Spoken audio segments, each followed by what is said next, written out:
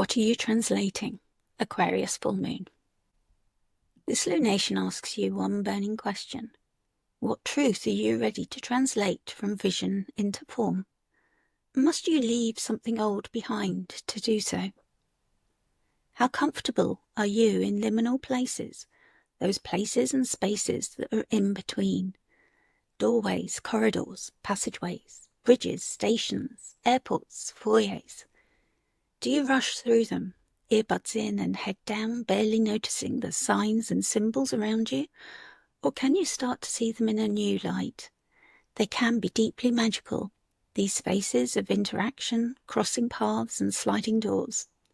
What might you find when you pause, look up and wonder? Join me now to seek the stardust in this lunation and find how it can help you. I'm Sonia from Celestia Astrology, and if you enjoy this, please do remember to like, subscribe, and comment on how you've experienced this Aquarius full moon and what it's bringing up for you. Aquarius is fixed, yang, air sign. It's often described as the sign of the outsider or the innovator. It is a sign of paradox. It is the fixed air sign, idealistic, mentally focused and enduring, and yet its symbol is the water bearer. The bearer has one foot planted firmly on the earth, with one in the water, symbolizing the ability of Aquarius to bridge the spiritual and material realms. Ruled by Saturn, the farthest out of the 7 traditional planets that Hellenistic astrologers work with, and also thought to be the closest to the divine. Aquarius seeks to replace old structures with future-focused innovation and long-term vision, always with one eye on the well-being of the collective. It is also the place where the sun is in exile and struggles, far from home. There is no concentration of power on one individual here. Individual ego expression is challenged. Progression and status is awarded on merit and achievement. Aquarius looks through the lens of the big picture. It needs to see the whole system, the collective trajectory, and the innovation needed to evolve. It is masculine or yang in quality, meaning that Aquarius directs its energy outwards, seeking to change, invent, and reform the world around them. That change works best when it is built on Saturnine foundations of discipline and truth. The Aquarius full moon family. Full moons illuminate what was seeded either 2 weeks ago at the new moon in Leo or 6 months ago at the new moon in Aquarius, bringing the themes which have been growing with the moon's light to a visible peak. The moon is opposite the sun and fully illuminated by and reflecting the sun's light. Symbolically, this shows how clarity and visibility of our concerns are also illuminated. It can be a tense time. Many experience disruption or difficulty sleeping. Symbolically, this is a time of culmination or fruition, clarity, insight or realization, sometimes confrontation, crisis or release. They invite us to pause and see what has become of the seeds planted at the previous new moon, maybe through ritual, journaling, reflection, drawing tarot cards for guidance, or just sitting for a moment and bathing in the light of the full moon. They also mark the 3rd phase of a longer 27-month moon family cycle, a concept developed by Dietrich Pessin in Lunar Shadows 3. This full moon is part of the Aquarius moon family that began on the 9th of February 2024 at 20 degrees of Aquarius. The first quarter arrived on the 9th of November 2024 at 17 degrees of Aquarius, calling for action and testing our progress and direction. This full moon at 16 degrees 59 minutes now shows us clearly what has grown and what still needs tending. The final last quarter will come on the 9th of May 2026 at 19 degrees of Aquarius, when we must decide what to keep for the next cycle and what we are ready to release. For those with planets or angles within 14 to 22 degrees of the fixed signs, that is Aquarius, Leo, Taurus and Scorpio, this is more likely to be impactful. Make a note of the dates or check back in your journal or photos to see if the new moon and first quarter moon dates tell you the first parts of the story. Also those with a prominent Saturn, for example as their Lord of the Year or ruler of their solar return ascendant, or if you have planets or angles in the air trilogy at those degrees, that's Aquarius, Gemini and Libra. You may now feel the urge to review decisions or pivot towards a goal initiated in February 2024. Do you know what house Aquarius is in for your natal or birth chart? This will tell you more about what themes might arise. An astrologer or astro coach can help you to explore this further, and you can book a reading with me at celestiaastrology.com. I have YouTube videos you can watch to learn how to cast a chart and identify the houses, so you can clarify what themes to expect, and you'll find the links to those in the show notes. I've written an astro coaching workbook which will help you work with and co-create with the lunations. You can download it for free when you upgrade your subscription on Substack to paid, and also financially support my work. It's low cost, it's the lowest level that Substack allows, and because I know things are tight, I've thrown in an astrology readings discount as well, and you will be invited to join our monthly live Zoom meetings where we chat all things astrology, and you can also ask horary questions by donation. Aquarius 2, the Decan of liminal places. This lunation shines from the second decan of Aquarius, which is ruled by Mercury in both the Chaldean and Triplicity systems. Mercury is the messenger planet who rules how we think, rules translation, communication, borders and commerce. With Mercury still retrograde in Leo, just days away from stationing direct on the 11th of August, we might find we are caught in a moment of inner recalibration. What needs to be reworded? What needs to be said more clearly, from the heart? Austin Coppock names his decan Heaven and Earth. He writes that this is a place of independence of living and becoming according to one's principles, and that we may connect worlds without becoming beholden to them. This is how we see the water-bearer, connecting the two worlds or realities, and yet not fully belonging to either. Think of a bridge. It is rarely a destination in itself, more often a helpful way that assists us to find a simpler route from A to B. Kara Ryberg calls it translation. She emphasizes understanding is a core concept of what Mercury is all about. It does not merely signify speaking and listening, but also the ability to comprehend what someone else is trying to express. In this decan, she suggests that those with natal placements here eventually might take the place of the guide, having travelled the route enough times to confidently know how to navigate their own way through. Both evoke the need to bridge two worlds, ideal and actual, thoughts and matter, divine and human, visionary and practical. This is the decan of the translator, the code switcher, the communicator who knows how to turn insight into action and can act to guide others. The Wild Way Oracle card for Aquarius 2 is named Spaces in Between, featuring a J navigating the liminal zones of the known and unknown. It carries the Cadeus, a symbol of Mercury, the planet who turns retrograde the most frequently, and thus regularly travels between borders and between worlds as a psychopomp. It asks us to remain open-minded, to hold ambiguity with grace, and to think outside the lines we've drawn. This is not a time for fixed assumptions. The medicine of the in-between lies in its creative potential. We find unique perspectives and innovative thought here, which can help us think out of the box, to leave the old and create an inventive approach to our questions. The Wild Way Guide gives us the keywords for this decan: known and unknown, liminality, and open-mindedness. What do these words bring up for you at this time?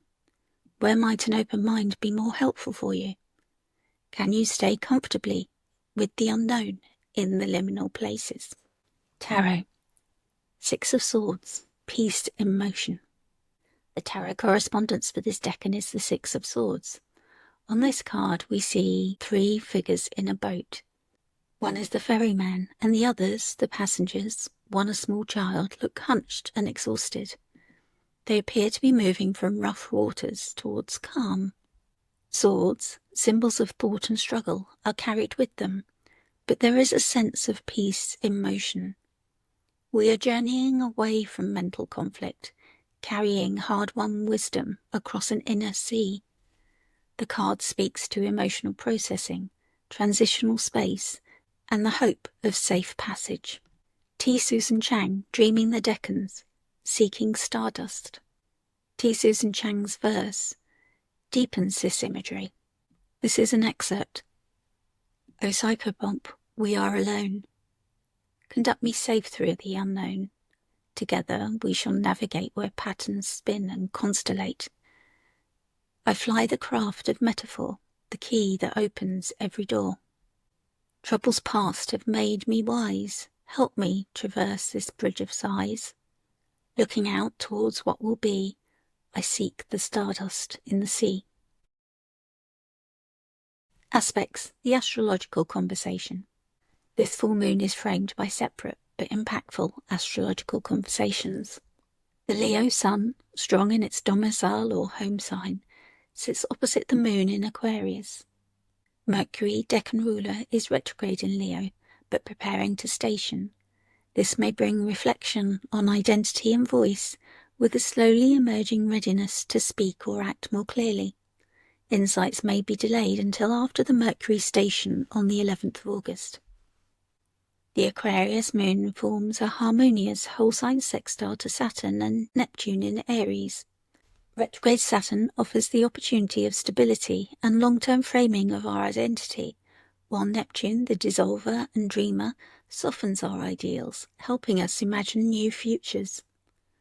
The moon also trines Mars in Libra, encouraging ease of movement through collaboration, diplomacy, and balanced assertion. We also find the sky has other stories to tell. Mars is preoccupied by a series of intense oppositions and trines. On the day of the full moon, Mars in Libra opposes Saturn in Aries, followed by Neptune. The Saturn-Mars opposition is exact at 1 degree 20 minutes, intensifying themes of disciplined action, effort against limitation, or struggle for control. This can be productive for us individually when focused, but exhausting or demoralizing when repressed. The combination of the hot, fiery planet opposite the coldest planet creates a gas and brake, stop-go confusion. The opposition to Neptune dissolves Mars's edge, blunts the sword, offering surrender or spiritualization of struggle, but also possible confusion, weakness, or loss of direction and motivation. On the following day, Mars forms a trine to Pluto in Aquarius. This aspect offers catharsis, transformation, and potent regenerative force. Now we are asked to dig into the roots of our desire and willpower. Something powerful can be seen, but it may also expose what we've tried to avoid or sweep under the rug. This is the volcanic force beneath the still waters of the Six of Swords. What lies under the calm can rise in force. Pluto might demand honest answers to the question, what do you fight for and why? Which brings us back to the burning question of this full moon. What truth are you ready to translate from vision into form? Must you leave something old behind to do so? The Aquarius moon asks us to let go of ideas that we have outgrown and trust the wisdom that emerges when we surrender to the unknown and can stop the illusion that we have the answer. Mercury's station direct on the 11th offers a turning point. It might be that truths we have rehearsed internally or the reflections we have gained during the retrograde are almost ready to speak themselves into being or be put into action, moving in an Aquarian way from one realm to another. With Mars triggering intense forces at the outer planets, there is the potential we are being reshaped from the inside out. This may be a more subtle process, hard to identify and name just yet. Journal prompts. What message or insight have I received lately that still feels hard to put into words? Where am I navigating in between space? Can I hold it with curiosity and open-mindedness? What does the boat or the water in the Six of Swords represent in my life right now? What do I need to leave behind to continue my inner journey? Astro coaching suggestions. Reflect on the Aquarius moon family cycle if it impacts you. Can you identify what has changed and grown since February 2024? Make space this week to write a vision statement. This is not a goal list, But think of it as a philosophical compass, guiding your boat into calmer waters, seeking the stardust. Allow Mercury to shape your words. Practice comfort in liminal spaces. Schedule time this week for quiet mind wandering, journaling, automatic writing, or dialogue with a trusted confidant. Notice where new ideas spark. Ritual suggestions. Create a translation altar with symbolic items from 2 realms. Consider adding something from your past, like a meaningful photo, a letter, or a worn object, and something that represents your future, a symbol, a crystal, or an image. Identify a belief or an identity you are ready to leave behind. Speak it into the air under the full moon, and then allow some time to pass while you practice comfort in the liminal space. And then speak aloud a truth you are ready to embrace. Meditate with the image of a boat crossing water. Visualize the shores on either side and what they might represent for you. Let whatever needs to come to mind reveal itself. Don't push or steer the images or thoughts that arise.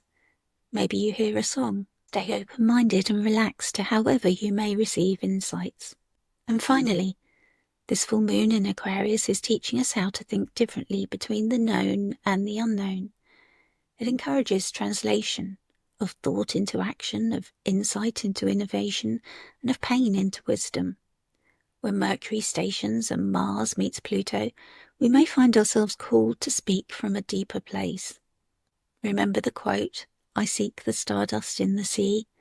Allow that line to guide you home to your own version of clarity, having spent meaningful time in this liminal place. And time, the spaces in between, are not empty when you have attuned your eyes to see and opened your mind. They are rich with possibilities that are unimaginable in the mundane world. What truth is asking to come through you now? Travel well, friends.